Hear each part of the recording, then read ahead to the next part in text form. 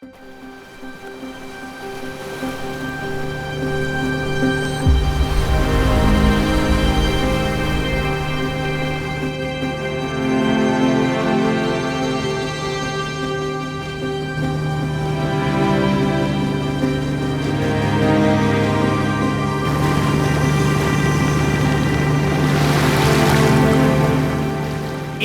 ശ്രീലങ്കയും തമ്മിൽ ബന്ധിപ്പിക്കുന്ന പാക് കടലിടുക്ക് അഥവാ പാക് സ്ട്രെയിറ്റിലാണ് ഞാനിപ്പോഴുള്ളത്.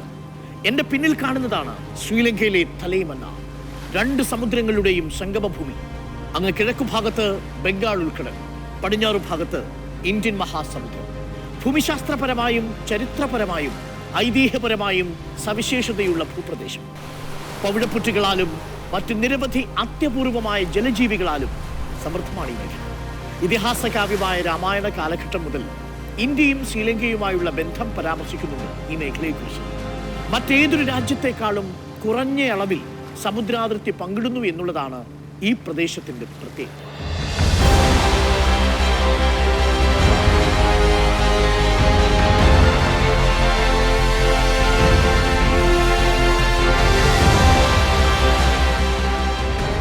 ചില സമയങ്ങളിലെങ്കിലും ശ്രീലങ്കയിൽ നിന്നുള്ള മൊബൈൽ സിഗ്നലുകൾ ഇവിടെ ഈ പ്രദേശത്ത് ലഭിക്കാറുണ്ട്.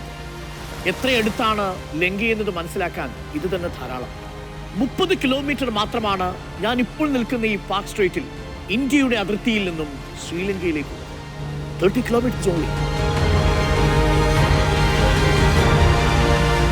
കടലിന്റെ അടിത്തട്ടിൽ നിന്നുയർന്ന് ചെറുദ്വീപുകളാലും തുരുത്തുകളാലും പവിഴപ്പുറ്റുകളാലും പാറക്കല്ലുകളാലും കൂടിച്ചേർന്ന് രൂപമെടുത്തതാണ് രാമസേതു. സീതയെ പണ്ട് വീണ്ടെടുക്കാനായി വാനര സൈന്യത്തിന്റെ സഹായത്തോടു കൂടി ശ്രീരാമൻ നിർമ്മിച്ചതാണ് രാമസേതു എന്നതാണ് ഐതിഹ്യം.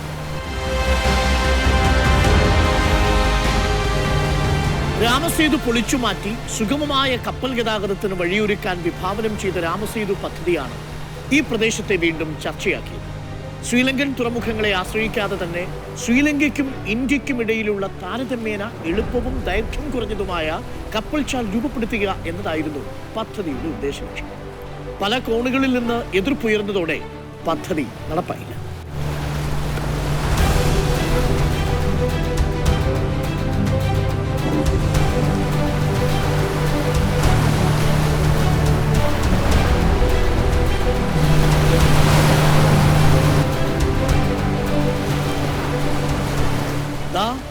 ആ കാണുന്നതാണ് ഇന്ത്യ.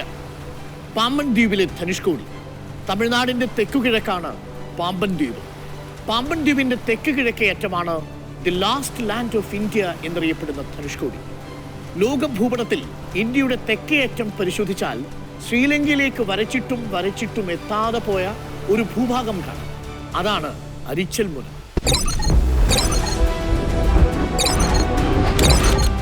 സഞ്ചാരികൾക്ക് ഏറെ ഇഷ്ടപ്പെട്ട ഇടം. അവിടെയാണ് അരിച്ചൽ മുനയിൽ തല ഉയർത്തി നിൽക്കുന്ന അശോകസ്തംഭം. തറകെട്ടി അത് വേർതിരിച്ചു.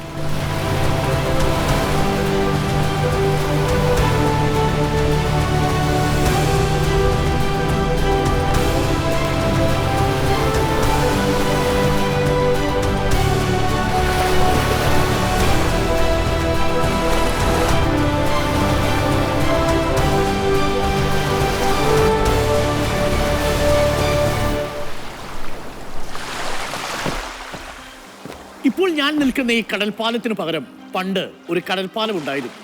100 വർഷങ്ങൾക്ക് മുൻപ് നീരാവി ബോട്ടുകൾ വന്ന് അഥവാ സ്റ്റീം ബോട്ടുകൾ വന്ന് നിന്നിരുന്ന ഒരു കടൽപ്പാലം. ഒരു കാലത്ത് വളരെ തിരക്കേറിയ ഒരു പോർട്ടിന്റെ ഭാഗമായിരുന്നു ആ കടൽപ്പാലം. പോർട്ടെന്ന് പറഞ്ഞാൽ അത്ര വലിയ പോർട്ടൊന്നുമല്ല, ഒരു ചിന്ന പോർട്ട്. ഇന്ത്യയിൽ നിന്ന് ശ്രീലങ്കയിലേക്കും ലങ്കയിൽ നിന്ന് തിരിച്ചും ഇങ്ങോട്ടും 100 കണക്കിന് ആളുകൾ സഞ്ചരിച്ചിരുന്ന ഒരു തുറമുഖം. ഇന്നത്തെ കണക്ക് വെച്ച് നോക്കിയാൽ കോടിക്കണക്കിന് രൂപയുടെ ചരക്ക് ഗതാഗതം നടന്നിരുന്ന ഒരു തുറമുഖം. ഈ തുറമുഖം ഇന്നിങ്ങനെ ആയതിൻ്റെ കാരണം ഇന്നേക്ക് 59 വർഷങ്ങൾക്ക് മുമ്പ് ധനുഷ്കോടിയെ തകർത്ത് തരിപ്പണമാക്കി കളഞ്ഞ ഒരു സൈക്ലോൺ, ഒരു ചുഴലിക്കാറ്റ്. ഇവിടെ നിന്ന് മുൻപോട്ട് നടന്നാൽ ആ ദുരന്തത്തിന്റെ അവശേഷിപ്പുകളായി നിലനിൽക്കുന്ന ഒരുപാട് കാഴ്ചകൾ കാണാം.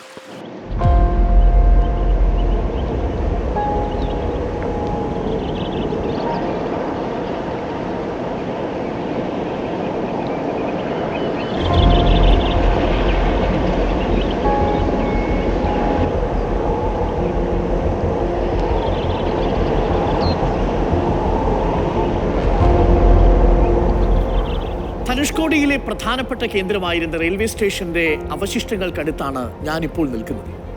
പഴയ റെയിൽവേ ട്രാക്കുകളുടെ അവശിഷ്ടങ്ങൾ നിങ്ങൾക്ക് ഇവിടെ കാണാം. റെയിൽവേ സ്റ്റേഷനോട് ചേർന്നുള്ള വലിയ വാട്ടർ ടാങ്കിന്റെ അവശിഷ്ടങ്ങളും ഇവിടെ തന്നെയുണ്ട്. ഈ വലിയ കല്ലുകൾ കൊണ്ടുണ്ടാക്കിയ കരുത്തുറ്റ നിർമ്മിതിയായിരുന്നു അന്നത്തെ റെയിൽവേ സ്റ്റേഷനും ഈ വാട്ടർ ടാങ്കും എന്നുള്ളത് ഈ ദൃശ്യങ്ങളിൽ വ്യക്തമാണ്. ഏറെ തിരക്കുണ്ടായിരുന്ന ഈ സ്റ്റേഷനിൽ ഇന്നിപ്പോൾ വന്നെത്തുന്നത് വിനോദസഞ്ചാരികളും ചരിത്രാന്വേഷികളുമായിട്ടുള്ള യാത്രക്കാർ മാത്രമാണ്. ഭൂതകാലത്തിന്റെ ദുസ്വപ്നം പേറുന്ന ശേഷിപ്പായി ഇപ്പോൾ അവശേഷിച്ചിരിക്കുന്നത് റെയിൽവേ സ്റ്റേഷന്റെയും വാട്ടർ ടാങ്കിന്റെയും റെയിൽവേ ട്രാക്കുകളുടെയും അവശിഷ്ടങ്ങൾ മാത്രം. വന്നെത്തുന്നതാകട്ടെ പ്രദേശവാസികളായ മത്സ്യത്തൊഴിലാളികളും പിന്നെ ചരിത്രാന്വേഷികളായ കുറച്ച് വിനോദസഞ്ചാരികളും ചില ബ്ലോഗർമാരും മാത്രം.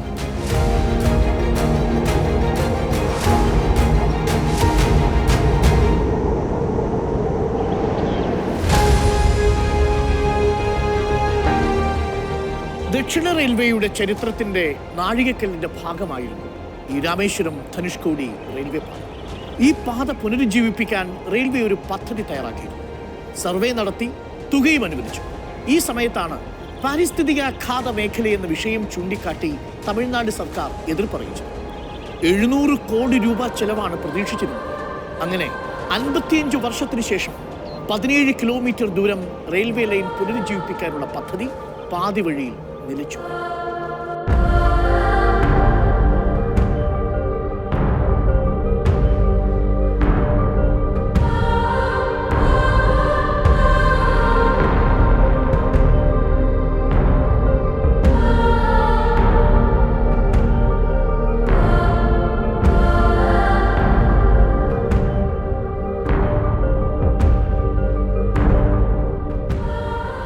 ഒരു പ്രേത നഗരമെന്നാണ് ധനുഷ്കോടിയെ വിശേഷിപ്പിക്കുന്നത്.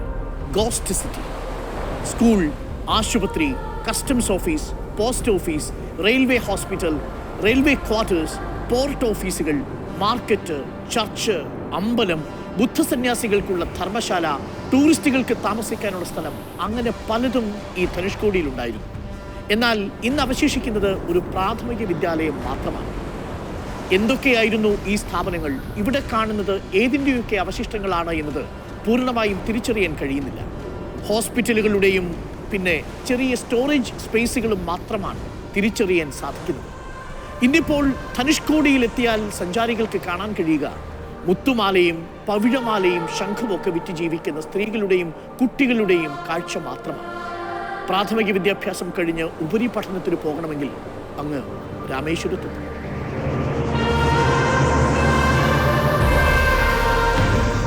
ധനുഷ്കോടിയിലെ കൗതുകകരമായ കാഴ്ചയാണ് ഇവിടെയുള്ള കിണറുകൾ. സാധാരണ കിണറുകളിൽ നിന്ന് വളരെ വ്യത്യസ്തമാണ് ധനുഷ്കോടിയിലെ കിണറുകൾ. കടൽ തീരത്തെ മണൽ കുഴിക്കുമ്പോഴുള്ള ചെറിയ ഉറവകളാണ് ഈ കിണറുകൾ. കടലിൻ്റെ ഏറ്റവും തീരത്തുള്ള മണൽ ഉറവുകളിൽ പോലും അതിൽ കുഴിച്ചെടുക്കുന്ന കിണറുകളിലെ വെള്ളത്തിന് ഉപ്പുരസം തീരെയില്ല എന്നതാണ് പ്രത്യേകത. അതിനാൽ ഈ കിണറുകൾ വളരെ പ്രശസ്തവുമാണ്. വരൂ, ഇനി ഞാൻ നിങ്ങളെ മറ്റൊരു പ്രധാനപ്പെട്ട കാഴ്ചയിലേക്ക് കൂട്ടിക്കൊണ്ടുപോകാം. Follow me.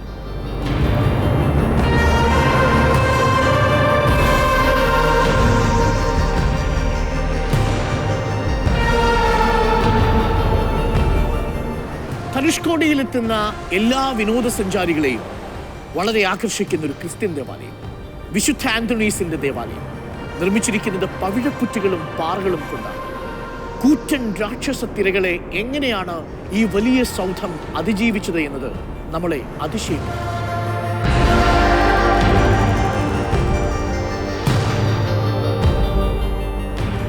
ആ മഹാദുരന്തത്തിന്റെ മൂകസാക്ഷിയായി ആരും വിശുദ്ധ ബലിയർപ്പിക്കാനെത്താത്ത ഇടമായി അനാഥമായി കിടക്കുന്നു വിശുദ്ധ ആന്റണീസിന്റെ ക്രിസ്ത്യൻ ദേവാലയം. ഇനി എത്ര കാലം കൂടി ഭൂതകാലത്തിന്റെ ഈ അവശേഷിപ്പ് ബാക്കിയുണ്ടാവും എന്ന് നമുക്ക് നിശ്ചയമില്ല. കാലം മുന്നോട്ട് പോകുന്തോറും ഈ പള്ളിയുടെ പല ഭാഗങ്ങളും പൊളിഞ്ഞുകൊണ്ടേയിരിക്കും. ഒരു കാലത്ത് ആളുകളുടെ തിക്കും തിരക്കുമുണ്ടായിരുന്ന ഒരു പട്ടണം ആർക്കും വേണ്ടാത്ത ഒരു പ്രേതഭൂമിയായി, ഒരു ഗോസ്റ്റ് സിറ്റിയായി മാറിയത് എങ്ങനെയാണ്? അരനൂറ്റാണ്ടിലധികം പിറകിലേക്ക് അതറിയാൻ നമ്മൾ സഞ്ചരിക്കണം. എങ്ങനെയായിരുന്നു അന്നത്തെ ധനുഷ്കോടി? അവിടേക്കാണ് ഞാൻ നിങ്ങളെ കൂട്ടിക്കൊണ്ടുപോകുന്നത്. Let's go.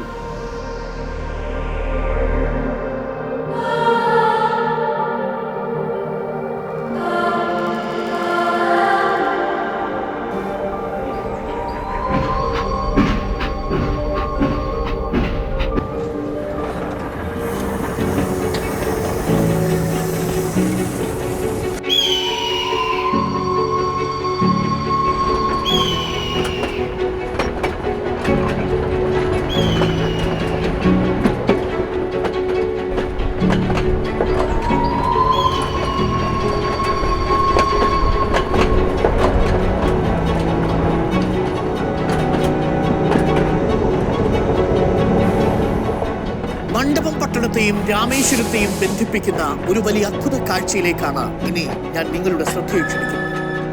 ഇതാണ് പാമ്പൻ പാലം. രാജ്യത്തെ തന്നെ ആദ്യത്തെ കടൽ പാലം.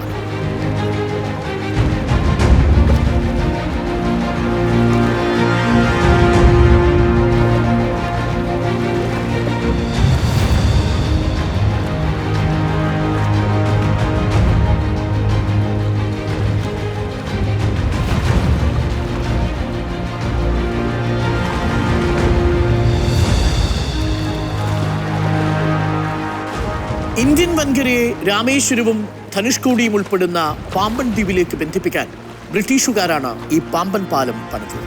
വർഷങ്ങൾ നീണ്ട നിർമ്മാണത്തിനൊടുവിൽ 1914 പാലം തുറന്നുകൊടുത്തു. മണ്ഡപത്തിൽ നിന്നും പാമ്പൻ വരെ നീളുന്ന 2.06 കിലോമീറ്റർ നീളമുള്ള ഈ പാമ്പൻ പാലം അക്ഷരാർത്ഥത്തിൽ ഒരു വിസ്മയ കാഴ്ച തന്നെയാണ്.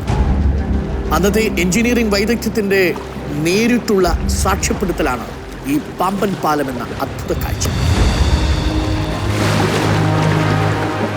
പാമ്പൻ പാലത്തിന്റെ നിർമ്മാണ ചെലവ് 70 ലക്ഷം രൂപയാണ് എന്നാണ് കരുതപ്പെടുന്നത്. 143 തൂണുകളിലായി അക്ഷരാർത്ഥത്തിൽ ഒരു സാങ്കേതിക വിസ്മയമായിരുന്നു പാമ്പൻ പാലം. പാലത്തിന്റെ ഉരുക്കിന്റെ ഭാഗങ്ങൾ ലണ്ടനിൽ നിർമ്മിച്ച് ഇവിടെ കൊണ്ടുവരികയായിരുന്നു. അതിനുശേഷം ഇവിടെ എത്തിച്ച് പരസ്പരം കൂട്ടിച്ചേർക്കും. ഇന്ത്യ സിലോൺ ചരക്ക് നീക്കത്തിന്റെ പ്രധാനപ്പെട്ട ഒരു കേന്ദ്രമായിരുന്നു ഇവിടെയെന്ന് ഞാൻ നേരത്തെ സൂചിപ്പിച്ചു. അതുകൊണ്ട് തന്നെ നിരവധി കപ്പലുകളാണ് ഈ വഴി കടന്നുപോയിക്കൊണ്ടിരുന്നത്. ഒരു കപ്പൽ ചാലായിരുന്നു ഈ പ്രദേശമെന്നാണ്. ഒരേ സമയം തീവണ്ടിക്കും അതേസമയം കപ്പലിനും കടന്നു.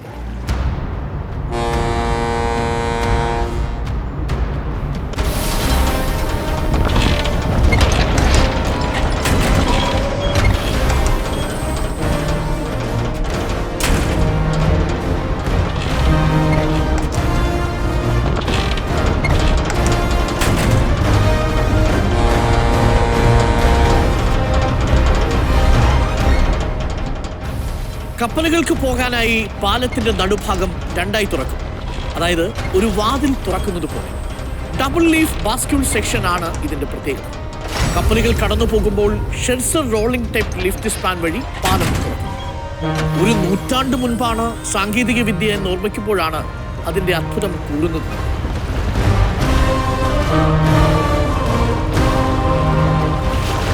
(1988) വരെ, അതായത് റോഡ് പാലം വരുന്നതുവരെ രാമേശ്വരത്തുകാർക്ക് ഇന്ത്യ വൻകരയുമായി ബന്ധപ്പെടാനുള്ള ഏക മാർഗമായിരുന്നു ഈ പാമ്പൻ പാലം. ശരിക്കും ഒരു ചരിത്ര സ്മരണ.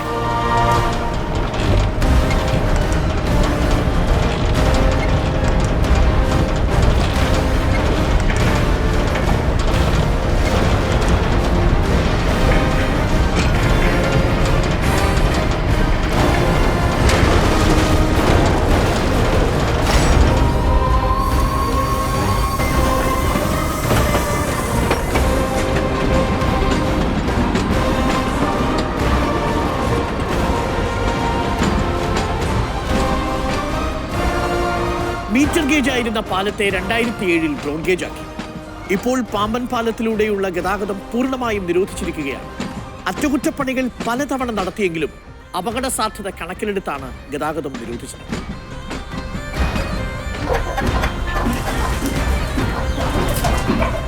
ഞാനിനി നിങ്ങളെ കൂട്ടിക്കൊണ്ടു പോകാൻ പോകുന്നത് പറഞ്ഞു മാത്രം കേട്ടിരിക്കുന്ന ധനുഷ്കോടിയിലെ ആ പ്രസിദ്ധമായ റെയിൽവേ സ്റ്റേഷനിലേക്ക്.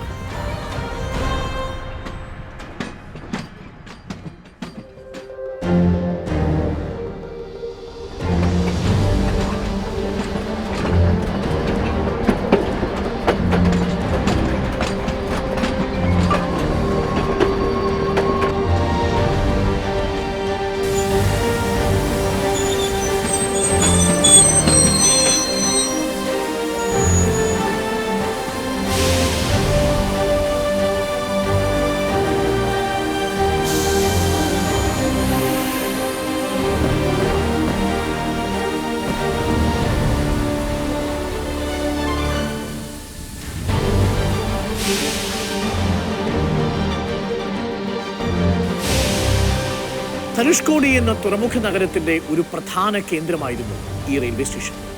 ഒരു കാലത്ത് നൂറുകണക്കിന് ആളുകൾ വന്നു പോയിരുന്ന ഇടമായിരുന്നു. ബ്രിട്ടീഷ് മാതൃകയിലായിരുന്നു അന്ന് ഏതാണ്ട് എല്ലാ കെട്ടിടങ്ങളും നിർമ്മിച്ചിരുന്നത്. കരിങ്കല്ലും കുമ്മായക്കൂട്ടും ആയിരുന്നു പ്രധാനമായും കെട്ടിടത്തിന്റെ നിർമ്മാണത്തിനായി ഉപയോഗിച്ചിരുന്നത്. ഒരു നിലയും ഇരുനിലയുമുള്ള വീടുകൾ ഇഷ്ടികകൾ കൊണ്ടാണ് നിർമ്മിച്ചിരുന്നത്. ഇന്ത്യ സിലോൺ വ്യാപാര ബന്ധത്തിലെ പ്രധാന കേന്ദ്രമായിരുന്നു ഈ റെയിൽവേ സ്റ്റേഷൻ. സിഗ്നലും ചെറിയ ഓഫീസും ഗോഡൌണും ഒക്കെ ഇവിടെ ഉണ്ടായിരുന്നു. സാധാരണ ഏത് റെയിൽവേ സ്റ്റേഷനും ഉള്ളതുപോലെ തന്നെ പ്ലാറ്റ്ഫോമും അടക്കം. അന്ന് ബോട്ട് മെയിൽ അഥവാ ഇൻഡോ സിലോൺ എക്സ്പ്രസിലായിരുന്നു യാത്ര. ചെന്നൈയിലെ എഗ്മോറിൽ നിന്ന് പാമ്പൻ പാലം വഴി ധനുഷ്കോടിയിലെ ഈ റെയിൽവേ സ്റ്റേഷനിൽ ഇറങ്ങാം. ഈ റെയിൽവേ സ്റ്റേഷനിൽ നിന്ന് പിന്നീട് കടൽപ്പാലത്തേക്ക് പോയാൽ അവിടെ നീരാവി ബോട്ട് അഥവാ സ്റ്റീം ബോട്ട് വഴി ലങ്കയിലെ തലൈമന്നാറിലേക്ക്. തലൈമന്നാറിൽ ബോട്ട് ഇറങ്ങിയാൽ അവിടെ നിന്നും ശ്രീലങ്കയിലെ ഉൾഭാഗങ്ങളിലേക്ക് വീണ്ടും തീവണ്ടി മാർഗം സഞ്ചരിക്കാം. അങ്ങനെ 3 യാത്രയ്ക്കും കൂടി ഒരു ടിക്കറ്റ് മതിയായിരുന്നു. ഇന്ത്യൻ വശത്തെ റെയിൽവേ മീറ്റർ ഗേജ് ആയിരുന്നെങ്കിൽ തലൈമന്നാറിൽ നിന്ന് കൊളംബോയിലേക്കുള്ളത് ബ്രോഡ് ഗേജ് ആയിരുന്നു.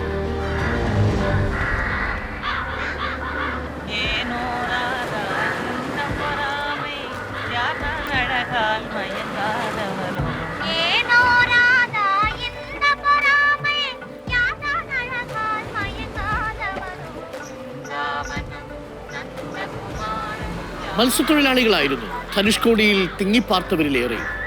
ഓലമേഞ്ഞ ചെറിയ കുടിലുകൾ, പരിമിതമായ സാഹചര്യങ്ങളാണ് ഇവിടെയുള്ളതെങ്കിലും ശ്രീലങ്കയിലേക്കുൾപ്പെടെ സുഗമമായി യാത്ര ചെയ്ത് കച്ചവടം നടത്താവുന്ന സാഹചര്യം. ഒപ്പം കന്നുകാലികളെയും മറ്റും വളർത്തിയിരുന്ന മത്സ്യത്തൊഴിലാളികൾ. 5000-ത്തിലധികം പേരാണ് ഇവിടെ ഉണ്ടായിരുന്നത് എന്നാണ് ഒരു ഏകദേശ കണക്ക്. ഹൈന്ദവ വിശ്വാസികളുടെ പുണ്യനഗരമായ രാമേശ്വരത്തോട് ചേർന്ന് കിടക്കുന്നതിനാൽ നിരവധി തീർത്ഥാടകരും സഞ്ചാരികളും ഇവിടെ എത്തിയിരുന്നു. ഭൂമിശാസ്ത്രപരമായ പ്രത്യേകതകൾ ഉള്ളതിനാലും വ്യാപാര വരുമാന കേന്ദ്രമെന്ന് തിരിച്ചറിഞ്ഞതിനാലും ആളുകൾ ധാരാളം ഇങ്ങോട്ട് ഒഴുകി തുടങ്ങിയിരുന്നു.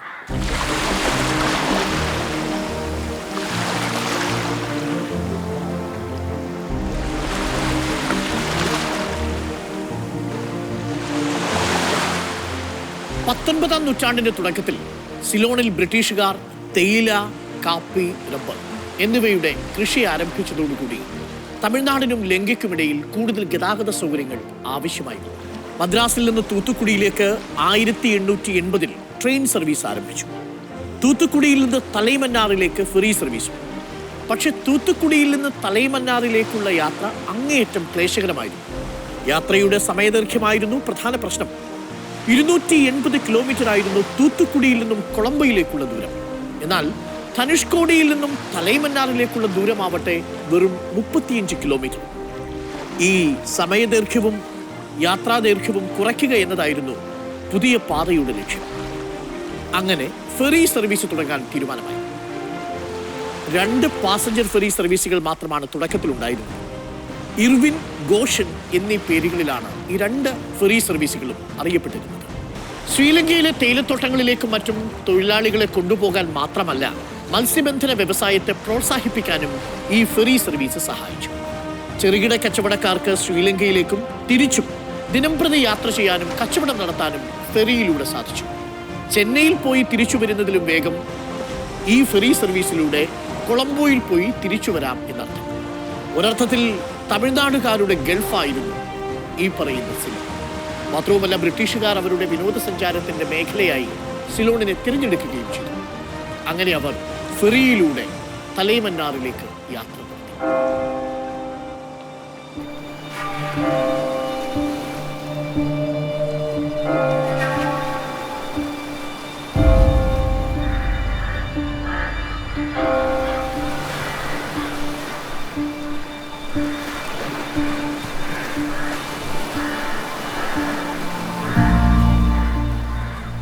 ഇതാണ് ഞാൻ നേരത്തെ നിങ്ങൾക്ക് പരിചയപ്പെടുത്തിയ ധനുഷ്കോടിയിലെ സെന്റ് ആന്റണീസ് ചർച്ച്.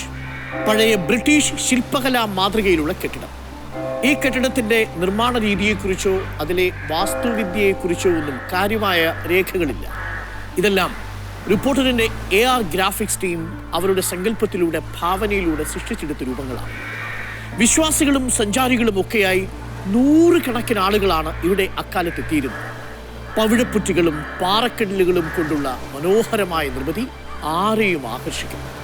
നിത്യവും പ്രാർത്ഥന നടന്നിരുന്നുവെന്നാണ് ചരിത്രത്തിൽ പറയപ്പെടുന്നത്. വിനോദസഞ്ചാരമായതുകൊണ്ട് തന്നെ ആ പള്ളിയെ ചുറ്റിപ്പറ്റി ചെറിയ കച്ചവടങ്ങളും ധാരാളമുണ്ടായിരുന്നു. ഏറെ സന്തോഷത്തോടെയും സമാധാനത്തോടെയും ജീവിക്കുകയായിരുന്നു ധനുഷ്കോടി. പക്ഷെ ധനുഷ്കോടി അറിയുന്നുണ്ടായിരുന്നില്ല, ചുരുങ്ങിയ ദിവസങ്ങൾക്കുള്ളിൽ ഒരു മഹാദുരന്തം ധനുഷ്കോടിയെ വിഴുങ്ങാൻ വീഴുകയാണ്. ക്രിസ്മസ് ദിനാഘോഷത്തിന് തൊട്ടു മുമ്പുള്ള ദിവസങ്ങളിൽ പ്രാർത്ഥനയിൽ മുഴുകിയിരിക്കുകയായിരുന്നു സെന്റ് ആന്റണീസ് പള്ളിയിലെ പ്രാർത്ഥനാ നിർഭരമായ ഭക്തജനങ്ങൾ.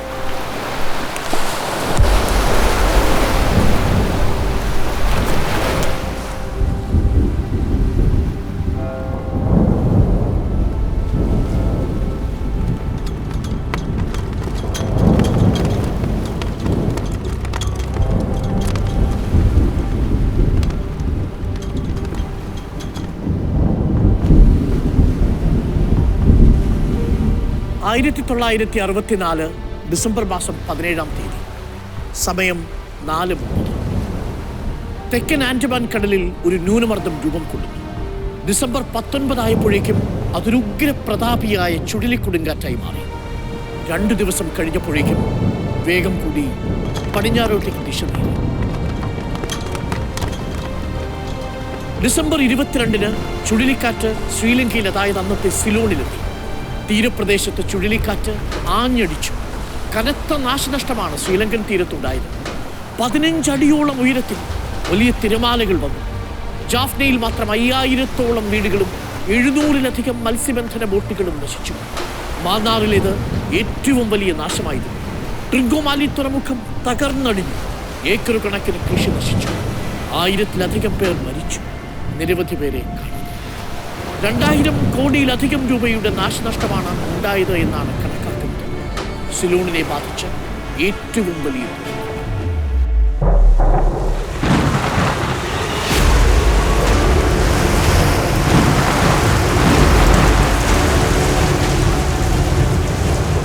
ചുഴലിക്കാറ്റ് തമിഴ്നാട് തീരത്തെയും ബാധിച്ചിട്ടുണ്ട്. തമിഴ്നാട്ടിൽ തീരപ്രദേശങ്ങളിൽ കനത്ത മഴയും ചുഴലിക്കാറ്റിന് ലക്ഷണവും പ്രത്യക്ഷപ്പെട്ടു.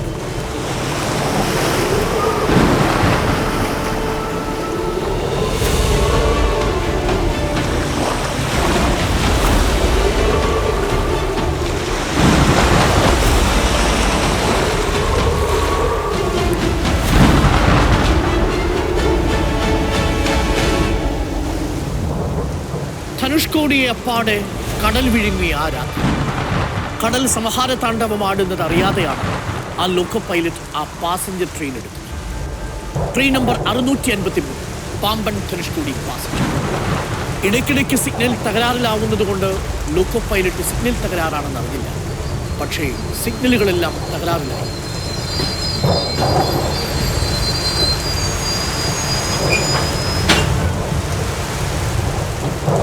മഴയും കാറ്റും കനത്തു. കടൽ വല്ലാതെ രൗദ്രഭാവം കൂടി. പ്രതീക്ഷിക്കാത്ത വിധം സംഹാരത്താണ്ഡവമാടാൻ പോകുന്നു. റെയിൽവേ സ്റ്റേഷനടുത്തുള്ള ഈ വലിയ വാട്ടർ ടാങ്കിന് മുകളിൽ നിന്നാൽ ധനുഷ്കോടി മുഴുവൻ കാണും. റെയിൽവേ സ്റ്റേഷൻ മാസ്റ്ററും സഹായിയും ഈ വാട്ടർ ടാങ്കിന് മുകളിലാണ്. അവരൊരിക്കലും പ്രതീക്ഷിച്ചില്ല ലോക്കോ പൈലറ്റ് തീവണ്ടി മുന്നോട്ടെടുക്കും. പക്ഷെ അവർ ആ കാഴ്ച കണ്ടു. ട്രെയിൻ ധനുഷ്കോടിയിലേക്ക് ചലിച്ചു തുടങ്ങി.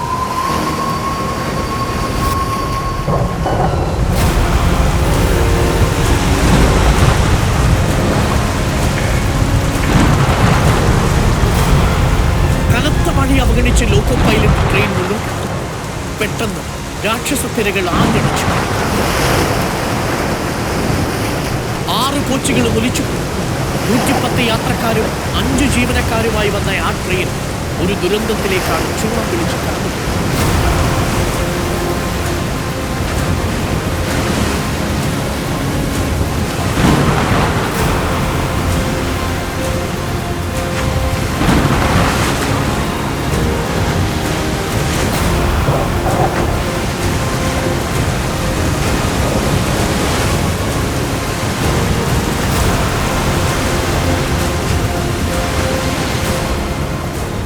ധനുഷ്കോടി എന്ന സ്വപ്ന നഗരത്തെ ആ ചുഴലിക്കാറ്റ് അപ്പാട് വിഴുങ്ങി.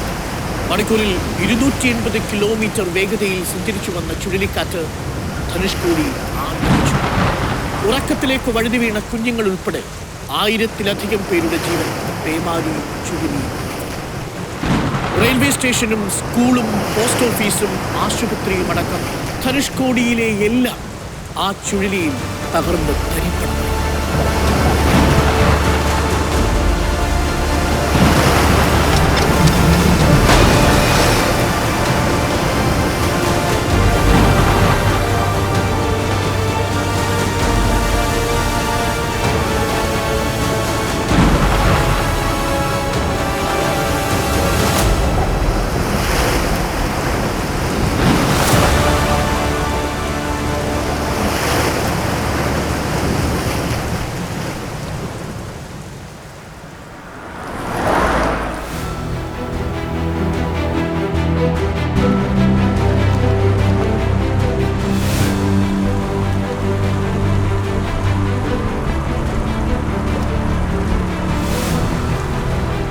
ഇവിടെയുള്ളവർ പറയുന്നൊരു കഥയുണ്ട്. തമിഴ് താരങ്ങളായ ജമിനി ഗണേശനും സാവിത്രിയും അന്ന് ഈ ചുഴലിക്കാറ്റിന് തൊട്ടു മുമ്പ് രാമേശ്വരത്ത് വന്നിരുന്നു. പക്ഷേ അന്ന് മഴയാണെന്നറിഞ്ഞതുകൊണ്ട് കാലാവസ്ഥ പ്രതികൂലമാണെന്ന് തിരിച്ചറിഞ്ഞ അവർ ധനുഷ്കോടിയിലേക്ക് പോകാതെ രാമേശ്വരത്തെ മണ്ഡപത്തിൽ വന്നു. പക്ഷേ ആരാധകരായ നിരവധി പേർ താരങ്ങളെ കാണാൻ ധനുഷ്കോടിയിൽ നിന്ന് മണ്ഡപത്തിലേക്ക് പോയി. ദുരന്തം പെയ്തിറങ്ങിയ രാത്രിയിൽ അങ്ങനെ നിരവധി പേർ രക്ഷപ്പെട്ടുവെന്നാണ് പ്രദേശവാസികൾ പറയുന്നത്. മിനി സിംഗപ്പൂർ എന്ന് വിളിച്ചിരുന്ന സമൃദ്ധമായിരുന്ന ഒരു കൊച്ചുപട്ടണം ഒറ്റ രാത്രി കൊണ്ട് അങ്ങനെ ഒരു ദുരന്ത ഭൂമിയായി മാറി, ഒരു പ്രേത നഗരമായി മാറി. ഹരം പിടിപ്പിക്കുന്നതാണ് ധനുഷ്കോടിയുടെ യാത്ര. മുൻപ് പഴയ മെട്രോഡോർ വാനിൽ, ആ വാനിലാണ് യാത്രക്കാരെ കൊണ്ടുവന്നിരുന്നത്. വേലിയിറക്ക സമയത്ത് കടൽക്കാറ്റേറ്റ് ആടിയുലഞ്ഞ് ആവേശകരമായ യാത്രയാണ് ധനുഷ്കോടി യാത്ര നമുക്ക് സമ്മാനിക്കുന്നത്. ഒരിക്കലും ഓർമ്മയിൽ നിന്ന് പോകില്ല. ഇന്നിപ്പോൾ അരിച്ചൽ മുനമ്പ് വരെ റോഡ് യാത്ര വളരെ സുഗമമായി തീർന്നിട്ടുണ്ട്. സുന്ദരമായൊരു യാത്രയാണ് ധനുഷ്കോടിയിലേക്ക്.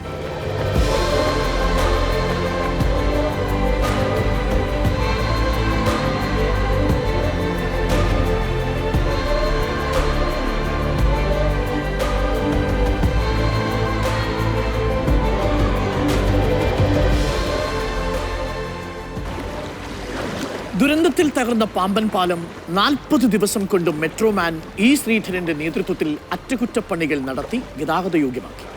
പക്ഷേ ധനുഷ്കോടിയിൽ ഒന്നും പഴയതുപോലെയായില്ല. നോമാൻസ് ലാൻഡ്, വാസയോഗ്യമല്ലാത്ത ഇടമെന്ന് സർക്കാർ പ്രഖ്യാപിച്ചതോടെ ധനുഷ്കോടി ഒറ്റപ്പെട്ടു, അനാഥമായി. പക്ഷേ ഇന്നും സഞ്ചാരികളുടെ പ്രിയപ്പെട്ട ഇടമാണ് ഇവിടെ. രാമേശ്വരം ക്ഷേത്രത്തിലെത്തുന്നവർ വഴിപാടിന് മുൻപും പിൻപും ധനുഷ്കോടിക്കിടയിലുള്ള സേതു തീർത്ഥത്തിൽ നീരാടണമെന്നാണ് ആചാരം. ധനുഷ്കോടിയിൽ മുങ്ങിക്കുളിച്ചാലേ കാശിയാത്രയുടെ പൂർണ്ണ ഫലം ലഭിക്കുമെന്നും വിശ്വാസമുണ്ട്. ആചാരത്തിനും വിശ്വാസത്തിനും അപ്പുറം ഇന്ത്യ വൻകരയുടെ തന്ത്രപ്രധാന ഭൂമികയാണ് ധനുഷ്കോടി. ശ്രീലങ്കയോട് ഏറ്റവും അടുത്ത് കിടക്കുന്ന ഇടം. ഇനി യാത്ര മുന്നോട്ടില്ല. ബംഗാൾ ഉൾക്കടലും ഇന്ത്യൻ മഹാസമുദ്രവും സംഗമിക്കുന്നിടത്ത് ഈ യാത്ര അവസാനിക്കുന്നു.